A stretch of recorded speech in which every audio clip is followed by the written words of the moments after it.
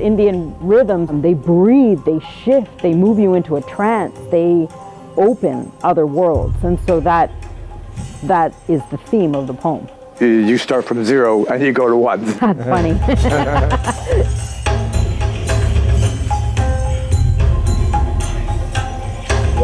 Welcome back to my place, Nadia. While we were doing zeros and ones in Montreal, you were in Vancouver that time. That's right. Okay, and you came to join us here. You actually got a travel grant from the Canada Council. Wow, my that's first amazing. one. Your first bingo. So Nadia, why don't you tell us a bit about your background? Well, I was born on Treaty 6 territory in Saskatoon, Saskatchewan. I moved there from London to Saskatoon. No kidding. Didn't I tell you this? I didn't know that. And that's where I confronted racism seriously. I experienced it a bit in London, of course.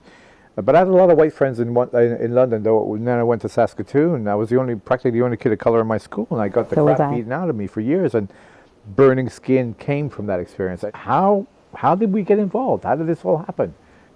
You put a call out for a poem, and my friend Mike D caught it. And at that time, I had been working with Tarun Nayar from Delhi to Dublin. Wow! But actually, some years before that, he had got me into writing poetry on tabla bowls. And your call actually asked for that specific thing. Yeah. And so when Mike D saw it, he was like, Nadia, you got to try this. This is for you. Great. And then I was also working with Rupinder Singh Sidhu and Tarun Nayar in a band called BPM. So again, there we were doing tabla bowls and poetry and passing it back and forth.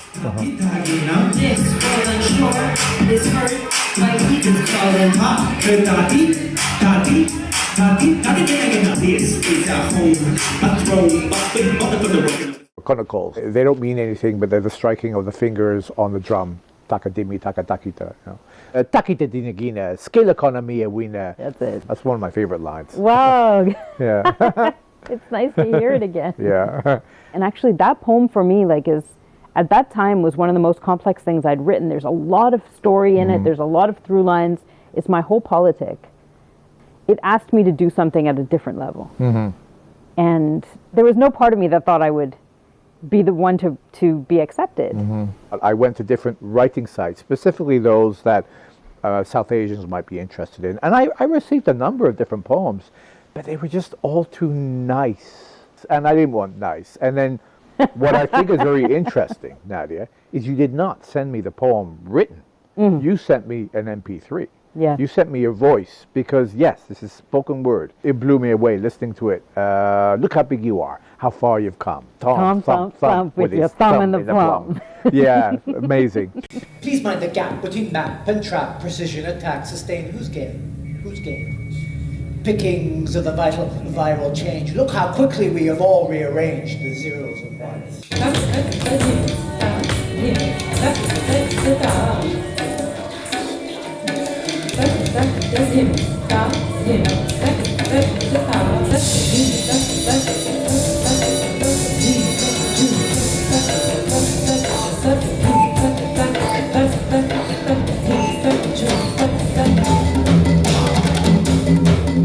I wanted you to hear the narrative and which has its own rhythms. Yeah. And then the poem, which has these Indian rhythms. I just wanted that aspect to shine because I felt like the real work that poem is doing is in its rhythms.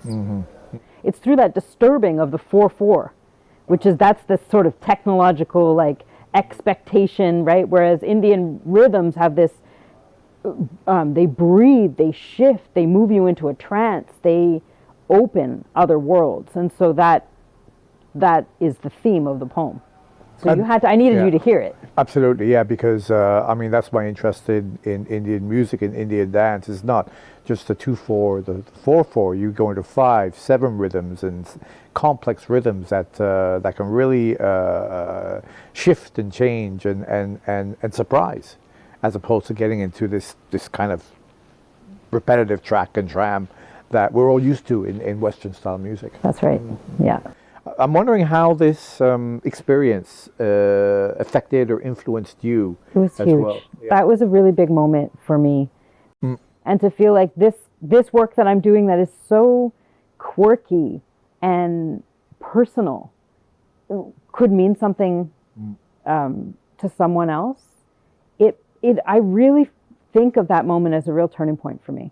Wow. Yeah. I remember the feeling very clearly. It's a psychic shift for me. It was a real joy because I hadn't had an opportunity to really dig into a Hindu myth in that way. What was a myth that you were exploring? It was mostly? I the remember. story of I mean, Hanuman's tale. Yeah. I literally said it's got to be in your face. It's got to be like It angry was. and all That's that. why Bhima was the perfect character. Bhima, yeah. It was a go right away. And Wow, was it? I didn't know that. No, it was for Great. sure. Yeah. Yeah, I didn't had no hesitation. It was like, this is it. This is exactly what I'm looking for. The words they just exploded out of my mouth, and it was amazing. Zeros and Ones was a piece about the digital divide. That's right. And what I call, and this is what I came up with, the e-haves and the e-have-nots. It's this question of when is something much bigger than it seems? When is it? Because that's what's going on in that poem, in that story, right? This Hanuman has made himself so heavy that he looks like a tiny monkey, but actually even Bhima can't lift him up. So in order to get that punch that you wanted, that's why it was important to do the whole poem in the second person to you. Yeah. Look how big you are. You How know? far you've come, So that yeah. you would be able to sort of spit it out Yeah. that way. Yeah. Technology. Do you remember the part about the elephant?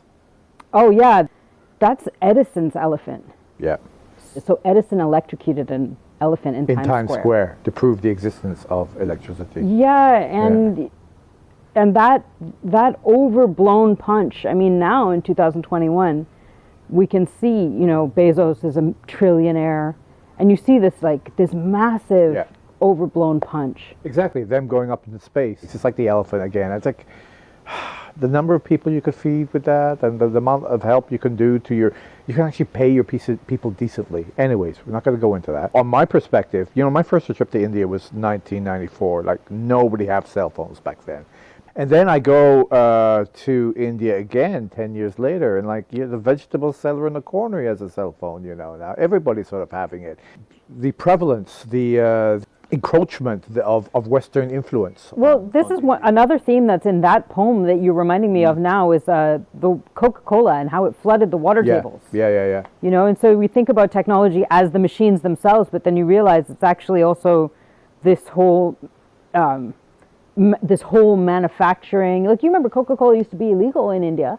I didn't know that. And that's why they had only thumbs up. And then when they let them in, there were so many deaths from these corporations coming in. So when there was also that aspect of this big technological haves and have-nots, like who then has access to natural resources because of this. Mm-hmm. Yeah, Coca-Cola drank the water. Oh, you dirty liar. Yeah. So one of my desires was to incorporate technology in the work, and I've always been interested in sound movement, where I make a movement and a sound is generated from the speakers.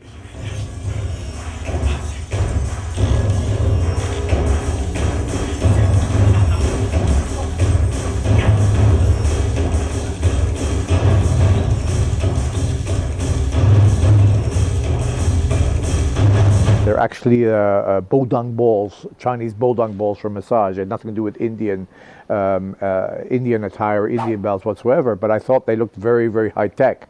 The sound they make triggered another sound from the computer. I was so surprised. Yeah. To see, because I didn't know. I just gave you the poem. Yeah. I didn't know what had happened, so I came, and it was such a surprise to see you almost as having morphed into that mythic technology. Yeah. It was really quite fascinating. You continue to write after that? I continue to write. You published and, I published a lot of poems in magazines and things like that, but I've not published a book of my own. I've self-published. Yeah. And then until 2 years ago, when House Press printed one of my chapbooks called Reading Practice for Rust and Holograms. Wow. And that was another move. That was actually a very similar moment 10 years later where David Bradford was like, and Anahita Jamali actually showed me that they believed in my work. Mm-hmm. It means a lot. Mm-hmm. I don't know, it's like, why would you push your voice out into the public? But when someone asks for it, it's such a different feeling. Mm-hmm. There was another time you really encouraged me was when I showed you my drawings. Yeah. And then you asked me, you commissioned two paintings. I did indeed. And yes. that was also the first time those drawings were seen in public. Yeah, this was a really big moment for me. I hadn't painted before. I'd only been drawing. Uh-huh. And so this really awakened something very interesting. So I enjoyed this time that we got to spend Yes, together so talking did I. about Thank it. you. It's such an incredible poem, spoken word text. I'm wondering if we could just sort of do a bit of it together. Look how big you are. How far you've come. Tom thump with his thumb in the plum. The stars, don't reach too far and mind the edge.